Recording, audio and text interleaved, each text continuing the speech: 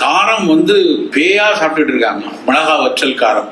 மிளகா வற்றல் கண்டிப்பா வயிற்றுக்குள்ள பல சிக்கல்களை உண்டாக்கக்கூடியது. நம்மால் பார்த்தீங்கன்னா எல்லாத்தையும் பஜ்ஜி போடுறாங்க. நம்மளுங்க பார்த்துருக்கீங்களா, விட்டா விரல கூட வெட்டி பஜ்ஜி போடுறோம். வாழைக்காய் பஜ்ஜி, வெண்டைக்காய் பஜ்ஜி, எல்லாத்துலேயும் மிளகா வத்தலை போட்டு கடலை மாவை கரைச்சி பஜ்ஜி போட்டால் சாப்பிட்றாங்க.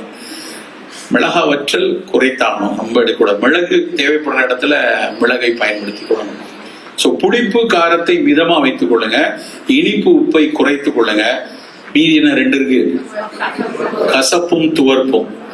அதுதான் ஹீரோ ஹீரோயின். நமக்கு ஆகச் சிறந்த சுவைகள் அந்த 2. நல்லா யோசிச்சு பாருங்க. இவங்க 2 பேரும் மட்டும் நம்ம வீட்டில் விட்டுருக்க மாட்டோம். நம்மளுடைய போன வாரம் அந்த ஞாயிற்றுக்கிழமையிலேருந்து இன்னைக்கு வரைக்கும் கசப்பான உணவு நம்ம எடுத்துருப்போமா, தினம் எடுத்துருப்போமான்னா இருக்காது. அதுலேயும் சில பேர் எங்கள் ஊர்ல எல்லாம் பார்த்தீங்கன்னு வச்சுக்கோங்க, பாவக்காய் செய்வாங்க. சொல்லிட்டு, சார் எங்கள் வீட்டு பாவக்காய் ஜாங்கிரி மாதிரி இருக்கும் சார், அதில் வெள்ளத்தை போட்டு எண்ணெயை வச்சு வதக்கி அதை அப்படி இதாக மாற்றி இப்படி ரோஸ்டாக ஸ்வீட்டாக ஆக்கி கொடுப்பாங்க. அதில் பாவக்காவும் செத்துரும், கொஞ்ச நாள் நாமும் செத்துருவோம் சாப்பிட்டா.